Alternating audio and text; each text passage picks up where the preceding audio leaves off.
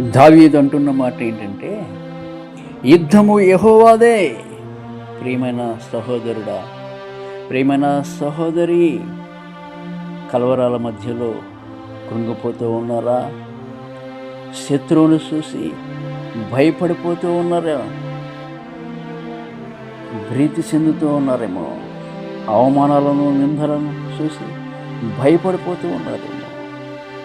నా యేసయ్య అంటున్న మాట ఏంటంటే, నేను నీ పక్షముగా యుద్ధము చేయవాడును నేనే అంటున్నాడు ఆయన. నీ పక్షముగా యుద్ధము చేయవాడు ఆయనే. ఆయన వైపు చూడగలవా? ఆయన వైపు చూస్తే నీ పక్షముగా యుద్ధము చేసి నిన్ను విడిపించి శత్రువు మీద జయమును అనుగ్రహించేవాడు ఆయన. యేసయ్య మీకు తోడయుండి నడిపించునుగాక.